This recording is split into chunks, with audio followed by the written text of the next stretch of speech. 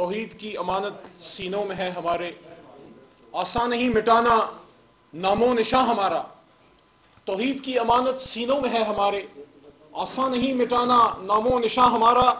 تیغوں کے سائے میں پل کر جواں ہوئے ہیں، پاکستان کے دشمنوں کو کہہ رہا ہوں، سن رہے ہو؟ تیغوں کے سائے میں پل کر جواں ہوئے ہیں، خنجر ہلال کا ہے قومی نشاں ہمارا۔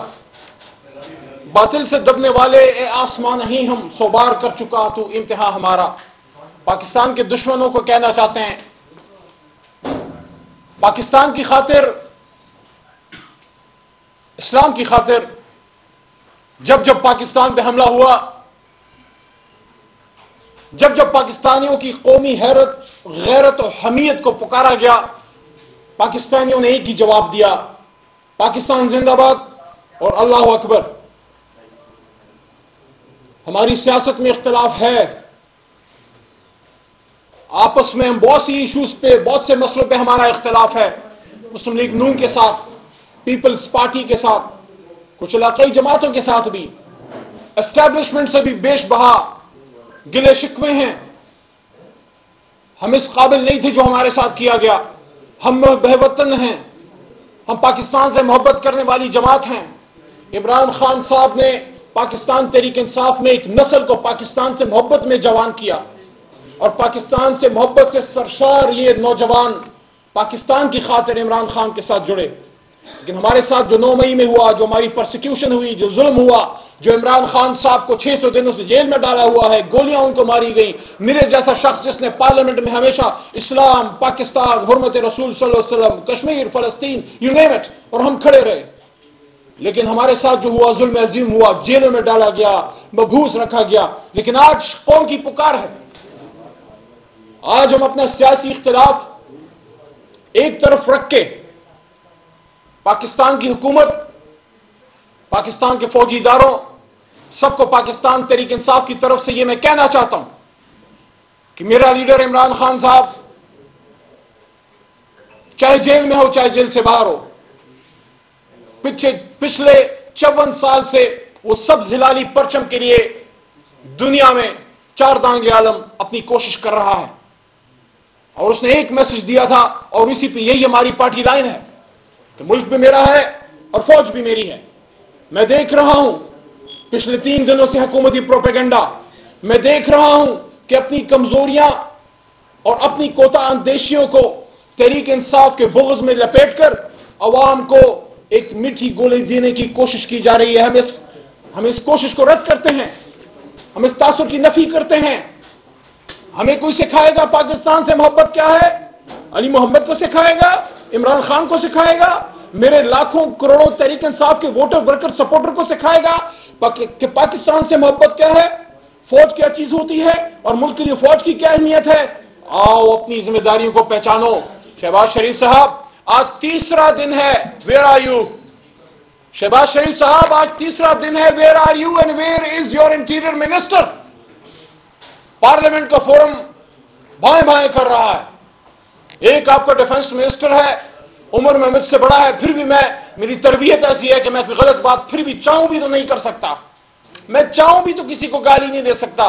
لیکن کیا ہی اچھا ہوتا کہ کل ڈیفنس منسٹر صاحب قوم کو بتاتے کہ یہ آپریشن کس طرح ہوا، کتنی اتنے شہادتیں ہوئیں، کتنے بے گناہ شہید ہوئے، اور کیا اور کس طریقے سے یہ سارا پروسیس مکمل ہوا۔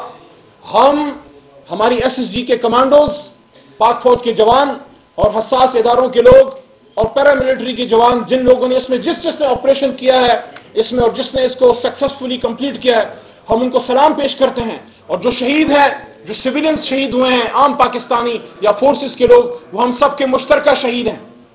لیکن اس ساتھ ساتھ یہ بھی میں کہنا چاہتا ہوں، اس مسئلے کا اگر کوئی صرف ملٹری حل تلاش کر رہا ہے تو وہ نہیں ہے، صرف فوجی حل اس کا نہیں ہے، صرف آپریشن اس کا حل نہیں ہے۔ 1972 جب میں اور آپ ہم میں سے شاید کوئی بھی تب پیدا نہیں ہوا تھا، اور بڑی ڈیموکریسی کی بات ہوتی ہے، کل بلاول صاحب نے بھی بڑی باتیں کی، آپ ہی کے نانا بھٹو صاحب کے دور میں آپریشن سٹارٹ ہوا تھا بلوچستان میں، لیکن اگر آپریشن حل ہوتا تو 50 سال سے تو زیادہ ہو گئے ہیں۔ گولی سے مسئلہ حل نہیں ہوا، بولی سے مسئلہ حل ہوگا۔ گولی سے مسئلہ حل نہیں ہوگا، بولی سے مسئلہ حل ہوگا، گفتگو سے مسئلہ حل ہوگا۔ سیاسی فورسز کو بٹھائیے، ان سے بات کیجئے، بلوچستان کے سٹیک ہولڈر سے بات کیجئے، خیبر پختونخوا کے اوریجنل سٹیک ہولڈر سے بات کیجئے، جو فارم 45 پہ ووٹ لے کے آتے ہیں، جو عوام کی جڑوں میں ہیں، جو عوام کے ساتھ ان کا رشتہ ہے، ان سے بات کیجئے۔ سندھی پانی پہ سندھ میں بڑا انرسٹ ہے، سندھیوں سے بات کیجئے۔ یہاں اس پارلیمنٹ کو یہ آپ نے کیا دکان کھولی ہوئی ہے؟ کیا یہ تقریری مقابلہ کرنے کے لیے ہے؟ یہاں اس سے آپ کام لیجئے، یہاں قوم کو اکٹھا کیجئے، سیاسی ڈائیلاگ کی ابتدا کیجئے۔ میں آج قومی اسمبلی کے فلور سے باہر پارلیمنٹ کے آنگن میں یہاں کلمے کے نیچے آپ سے مخاطب ہوں، یہ کہہ رہا ہوں کہ بلوچستان کی سنگینی کو سمجھیے۔ جو ہم سے لڑ رہے ہیں، جو ہم پہ گولی چلا رہے ہیں، میں فورسز کو کہتا ہوں کہ آپ جب ان سے مقابلہ کر رہے ہوتے ہیں، آپ یہ نہ سمجھیے آپ اکیلے ہیں۔ 25 کروڑ کے 25 کروڑ آپ کے ساتھ ہیں۔ لیکن میں سیاسی لیڈرشپ سے یہ کہنا چاہتا ہوں کہ فوجی تو لڑ لے گا، لیکن سیاسی مسئلہ آپ کو فوجی حل کر کے نہیں دے سکتا۔ وہ شہباز شریف صاحب کو، آصف زرداری صاحب کو، میاں نواز شریف کو، اور خاص کر ملک کے اور قوم کے سب سے بڑے لیڈر، امت مسلمہ کے ایک بہت بڑے سرخیل، مرد بحران عمران خان، ان کو آپ باہر لائیے۔ آپ نے ترک کا پتہ جیل کے اندر رکھا ہوا ہے، کہے کو جیتیں گے؟ کیسے جیتیں گے؟ عمران خان نے اپنی حکومت میں 2 بار امت مسلموں کا ادھر اکٹھا کیا اور آپ کو ثابت کیا کہ اگر ول ہو گئے there's a will, there's a way۔ Kabul اور اسلام آباد میں پہلی بار محبت بڑھ رہی تھی، امن آ رہا تھا، سینٹرل ایشیا کھل رہا تھا، دہشت گردی ختم ہو رہی تھی، افغان پاکستانی بھائی بھائی کی طرح رہنا شروع ہوئے تھے، اور جو انڈین انفلوئنس تھا وہ کم ہو رہا تھا۔ عمران خان صاحب نے افغانستان میں انڈین انفلوئنس اور ان کے بے شمار اڈے بند کروا دیے تھے، اور ایک تعلق ایسا بن رہا تھا کہ افغانی مان رہے تھے کہ عمران خان وزیر اعظم پاکستان اس خطے میں امن لا رہا ہے۔ اور علی محمد کی اور عمران خان کی بات اگر نہیں سمجھتے تو اپنے شار مشرق کی تو سمجھ لو۔ شار مشرق نے کیا کہا تھا کہ افغانستان اس پورے سینٹرل ایشیا، ساؤتھ ایشیا میں مٹی کے ایک بدن میں اس کا ایک دل ہے۔ اگر افغانستان میں، کابل میں امن ہوگا تو پورے ساؤتھ ایشیا میں امن ہوگا۔